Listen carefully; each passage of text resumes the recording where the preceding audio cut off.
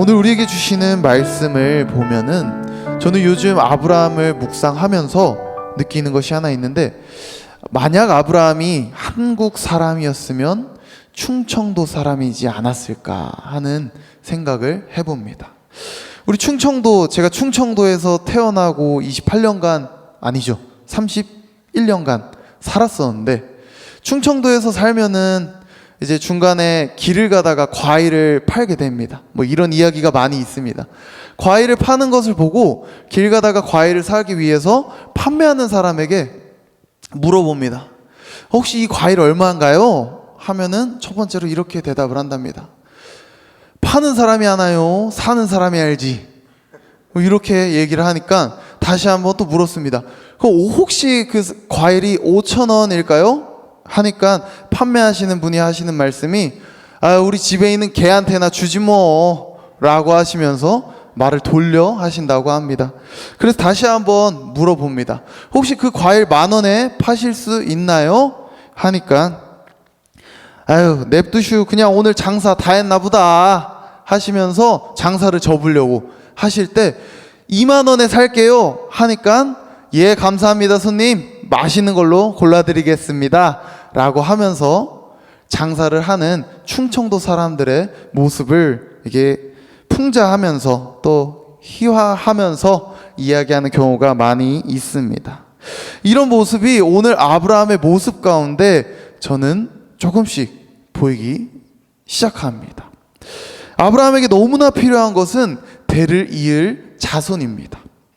지금껏 하란을 떠날 때부터 자식처럼 롯을 데리고 다녔는데, 하나님께서 아브라함에게 있어서 롯은 조카 이상의 존재임을 깨달으시고 조카 롯을 멀리 떨어뜨리십니다. 우리가 어제 말씀 가운데 그렇게 확인할 수 있었습니다. 그렇게 조카 롯을 떨어뜨렸는데 여전히 하나님께서는 자식을 주지 않고 계십니다.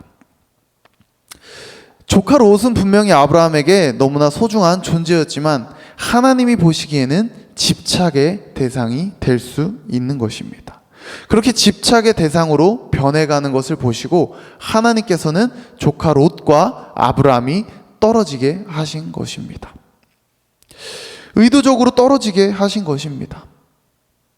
분명히 아내 사레는 자신이 두려워서 애굽 사람들에게 건네주기까지 했으면서도 조카 롯이 위험에 처했다라는 얘기를 듣자마자 318명의 용사를 데리고 5개국을 상대하러 떠나고 그를 구출해 옵니다.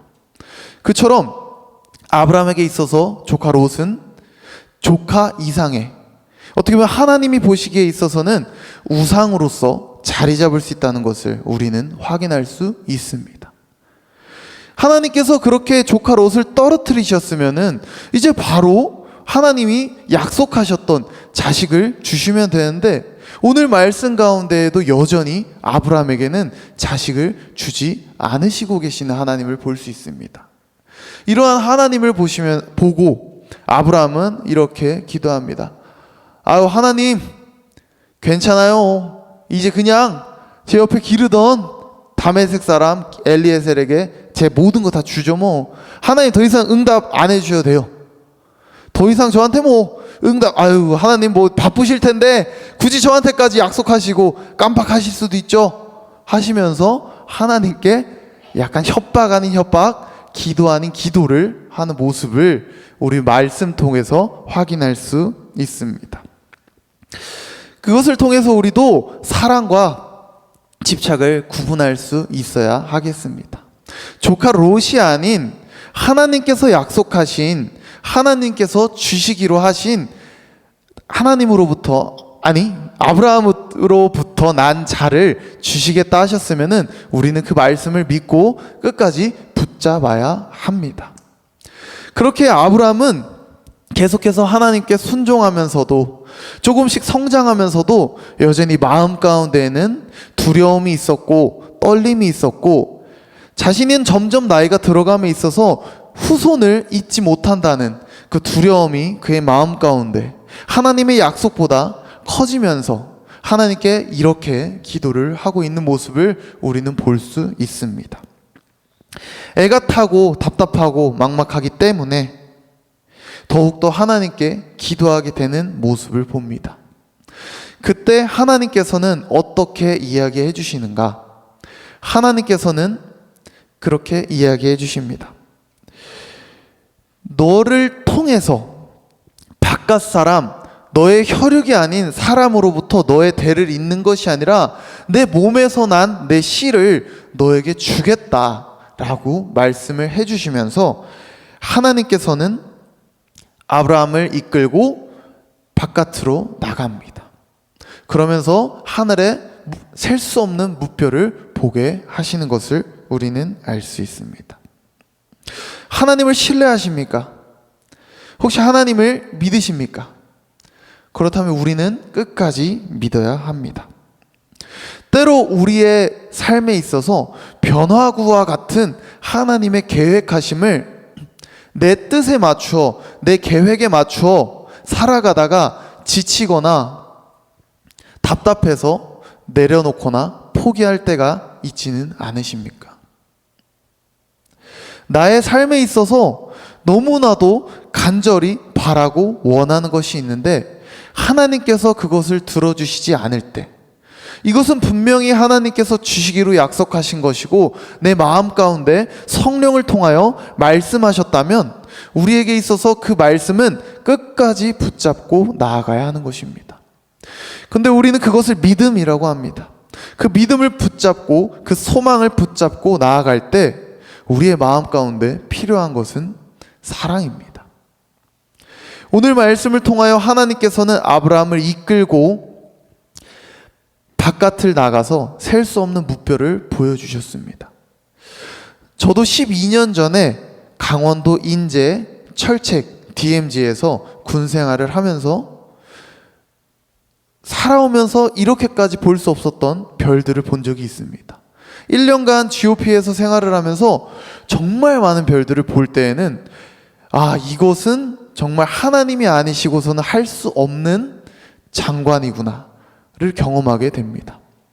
아브라함이 경험한 그 바깥에 그 어두움 가운데, 칠흑 같은 어둠 가운데 수많은 별들을 바라보며 하나님께서 약속하신 것을 들었을 때 아브라함에게 있어서 그 수많은 별들, 셀 수 없는 별들은 바로 하나님의 사랑인 것을 느낄 수 있었을 것입니다.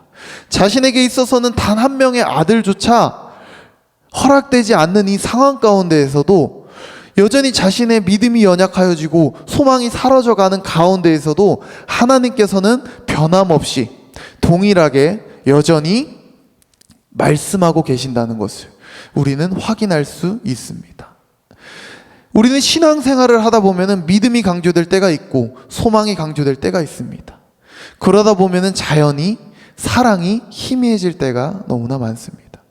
제가 사역을 하면서도 언제나 믿음을 강조하고 아이들에게 비전을 심어주고 소망을 주면서 아이들에게 제시하면서 함께 나아가고 있습니다. 그런데 그 가운데 늘 부족해 버리는 것은 사랑입니다.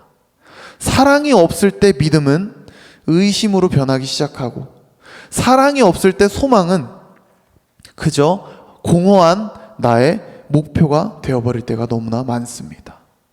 그렇기 때문에 아브라함에게 있어서도 분명히 하나님이 말씀하셨고 그 말씀을 붙잡고 살아감에 있어서 믿음과 소망이 없지 않았습니다. 그런데 그 믿음과 소망을 이끌어가는 원동력인 사랑이 아브라함에게서 희미해질 때, 하나님의 사랑이 혹시 들어주시지 않을까 하는 오해가 생길 때마다 아브라함은 점점점 지쳐갔습니다. 그렇기 때문에 하나님께서는 아브라함을 이끌고 밖에서 별들을 보여주시며 말씀해 주셨습니다. 그렇기 때문에 아브라함에게 있어서 그 별들은 하나님의 무한하신 사랑, 셀 수 없는 사랑인 것을 우리는 확인할 수 있어야 합니다. 물론 오늘 말씀 가운데 중요한 것은 아브라함의 작은 행동 하나가 있습니다. 바로 하나님께서 아브라함을 바깥으로 이끌어내실 때 만약 아브라함의 마음이 너무나 완고하고 너무나 딱딱해져서 굳어버린 마음으로 하나님의 이끄심에 순종하지 않았다면 아브라함은 결코 절대로 하나님의 약속을, 하나님의 사랑을 확인할 수 없었을 것입니다. 하지만 아브라함에게 있어서 그 작디 작은 순종을 통해서 하나님의 사랑을 확인할 수 있게 되었습니다. 우리는 하나님의 사랑을 생각할 때 우리의 믿음과 소망에 국한되지는 않기 바랍니다. 하나님의 사랑이 우리 가운데 넘쳐날 수 있기를 바랍니다. 우리가 신앙생활을 하면서 수없이 말씀을 듣고 성경을 읽고 찬양을 하고 기도를 하면서 우리 마음 가운데 하나님의 사랑이 채워지지 않는다면 그거만큼 헛된 일은 없을 것입니다. 하나님께서 우리에게 주신 이 성경을 두 글자로 이야기하면은 사랑이라고 할 수 있습니다. 하지만 성경을 읽을 때 또 묵상을 하고 큐티를 할 때 우리는 하나님의 사랑을 찾기보다 오늘 내가 어떻게 살아가야 할지를 중점적으로 바라볼 때가 너무나 많습니다. 우리는 하나님께서 우리를 사랑하신다는 사실을 절대 잊으면 안 됩니다. 하나님의 사랑이 희미해지고 하나님의 사랑으로부터 멀어졌을 때 나의 신앙은 바리새인과 같은 신앙이 될 것입니다. 그렇기 때문에 오늘 말씀 가운데 가장 중요한 것은 하나님의 사랑을 잊지 말자는 것입니다. 제 작은 간증을 이야기하면서 오늘 말씀을 마무리하려고 합니다. 지난주에 설교를 하고 지난주에 설교했을 때 우리 춘여고에 있던 친구들을 위로하기 위해서 아침 등교 신방을 했습니다. 아이들을 데려다 주면서 작은 간식을 주면서 그들이 다시 한번 마음 가운데 힘을 얻고 회복이 되길 바라는 마음에 친구들을 스타렉스를 태워서 등교를 시켜줬습니다. 먼저 현대아파트로 가는 길에 또 다른 친구를 보았습니다. 중학생 친구를 보았는데 그 친구를 보면서 어차피 가는 길이니까 이 친구도 데려다 줘야겠다 하면서 그 친구에게 전화를 걸었는데 전화를 받지 않았습니다. 그렇게 현대아파트에서 한 친구를 태우고 돌아오는 길에 그 친구를 만나서 그 친구를 태워서 그 친구를 후평중학교에 내려주고 저는 춘역으로 도착을 해서 친구들을 내려줬습니다. 그렇게 출근을 하고 얼마 시간이 있다가 중학교에서 수업을 들어야 할 그 친구가 갑자기 저한테 전화를 하는 겁니다. 수업 시간에 왜 전화를 하지? 급한 일인가? 하고 전화를 받았습니다. 전화를 받고 그 친구의 이름을 불렀습니다. 무슨 일이야? 했는데 제가 예상했던, 제가 생각했던 그 친구의 목소리가 아니었던 겁니다. 아마 제가 1년 전에 이 자리에서 새벽에 설교할 때 그런 이야기를 드린 적이 있습니다. 저에게는 잘린 손가락이 있다고. 사역자로서는 또 이제 부모의 입장에서는 아픈 손가락이 있습니다. 누구에게나. 저도 사역을 하면서 너무나 아픈 손가락이 있어서 그 손가락을 사역을 내려놓을 때 함께 잘라버렸습니다. 그 친구와의 연락을 단절했고 그 친구와의 모든 정보를 차단해버렸습니다. 그러면서도 마음 한켠에는 계속해서 그 친구를 생각나게 하시고 또 한켠에서는 스스로를 자랑스럽게 여겼습니다. 사역을 하다 보면은 때로는 사람을 포기해야 될 때도 있다. 내가 품을 수 없는 사람이기에 그 사람을 포기해 버릴 때도 있다 라고 스스로 자랑스럽게 이야기한 적도 있습니다. 근데 아니나 다를까 그 친구에게서 전화가 왔습니다. 제가 실수로 동명이인인 그 친구에게 전화를 걸었던 것입니다. 순간 너무나 당황스러웠습니다. 이 1년 반의 시간 동안 이 시간이 지나면서도 내가 노력해서 분명 저는 1년 전에 설교할 때도 그렇게 이야기했습니다. 오늘 제가 이 자리를 떠나서 대전으로 갈 때 혹시나 그 친구를 만나면 그 친구와 화해하고 싶다라고 이야기했었는데 지난주 그 시간까지도 저는 먼저 연락조차 하지 못하고 있던 불순종의 사람이었습니다. 근데 하나님께서는 저의 덤벙거림, 저의 실수를 통해서 그 친구와 연락이 되게 하셨습니다. 그때 저는 어떻게 했을까요? 잘못 걸었어 하고 끊어버리거나 모르는 사람인 척 끊어버리거나 더 이상 그 친구와 관련되고 싶지 않아서 거기서 전화를 끊어버릴 수도 있었습니다. 물론 그때는 전화를 끊었습니다. 아침 사역자 회의가 있어서 사역 회의가 있어서 전화를 끊어야 할 것 같아 하고 끊었습니다. 그렇게 하루를 보내면서 계속해서 곱씹어 보았습니다. 하나님께서 주시는 마음은 어떤 것일까? 분명히 하나님께서는 다시 한번 그 친구를 만나서 그 친구에게 용서를 구하고 그 친구와 화해를 할 수 있기를 원하시는 것 같아서 이야기를 했습니다. 그렇게 5월 중에 하루 만나기로 했습니다. 제가 이 이야기를 드리는 이유는 하나님께 순종했을 때 그 친구와 화해해서 관계가 회복됐다로 마무리되는 것이 아니라 여태까지 제 마음 가운데 응어리져 있던 것을 통해서 이것을 풀어내는 그 작은 순종을 통해서 하나님께서는 저에게 새로운 시선을 허락하여 주셨습니다. 그 친구와의 관계가 회복되는 것을 넘어서 우리 무별 중고등부 아이들을 바라보는 시선이 달라졌습니다. 이제껏 제가 사역을 하면서는 저의 열심을 가지고 어떻게 하면 이 친구들이 정말 하나님을 만날 수 있을까?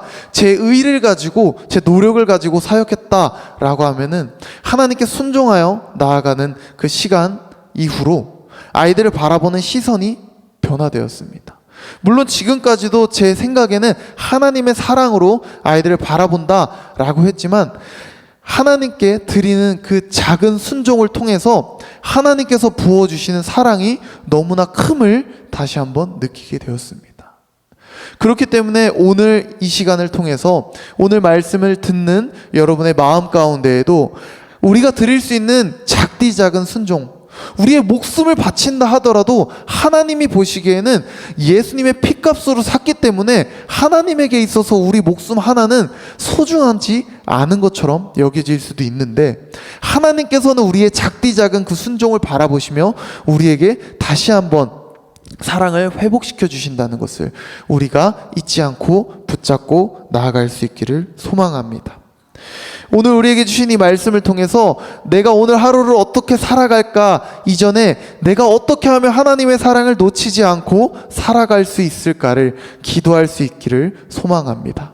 나의 마음 가운데 사랑이 회복되게 해달라고, 나의 마음 가운데 믿음과 소망이 넘쳐나지만 그 안에 사랑이 없었을 때 이루어지는 역효과들, 악순환들이 끊어지게 해달라고, 더욱더 하나님께 간구하며 하나님의 사랑을 우리가 더욱 선명하게 바라볼 수 있게 해달라고, 하늘에 셀 수 없는 무뼈를 보여주신 것처럼 우리가 오늘 이 기도하는 이 시간 가운데, 영상을 통해 말씀을 듣는 시간 가운데 나의 마음 가운데 하나님의 사랑이 회복되게 해달라고 우리가 기도하며 나아갈 수 있기를 주님의 이름으로 소망합니다. 기도하겠습니다.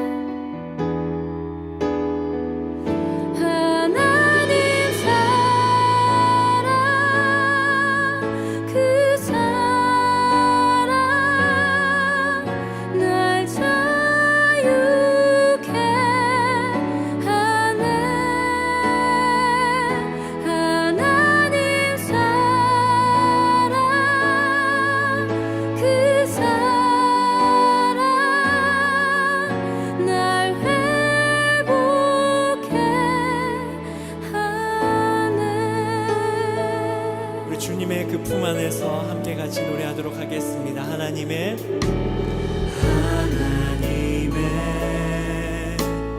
그늘 아래 내 모든 것 다 내려놓고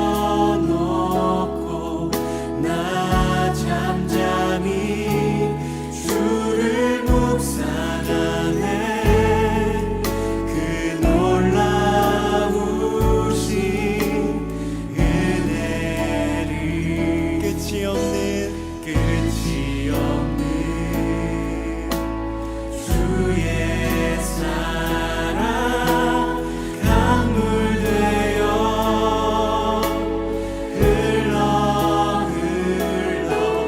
내 영혼에 자유함 주시네. 날 새롭게 하시네. 우리 함께 그 사랑을 노래합시다. 하나님 사랑 그 사랑 날 자유케 하네. 하나님 사랑 그 사랑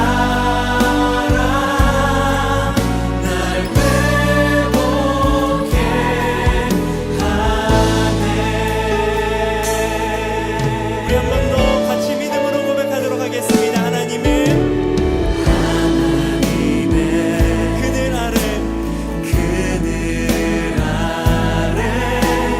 내 모든 것 다 내려놓고 주님 잠잠히 주님께 나아갑니다. 잠잠히 주를 묵상하네. 그 놀라우신 은혜를 끝이 없는 주의 사랑 강물 되어 흘러 내 영혼 오늘도 우리에게 자유 주신 주님, 이 어두운 세상에서 진리 안에 자유케 하여 주시옵소서. 우리 믿음으로 함께 선포합시다. 하나님 사랑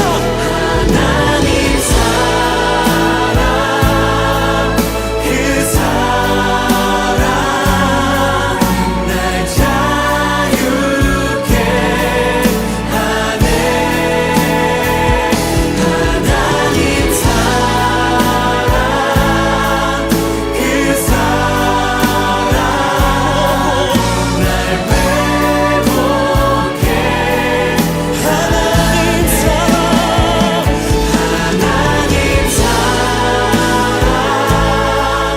그 사랑 날 자유케 하네. 하나님 사랑 그 사랑 우리는 여전히 연약하지만 주의 은혜를 의지합니다. 하나님 사랑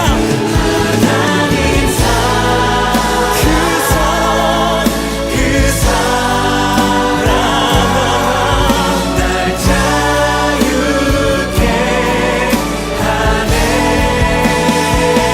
하나님 사랑 그 사랑 날 회복해.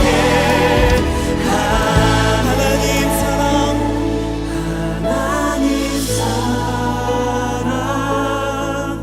그 사랑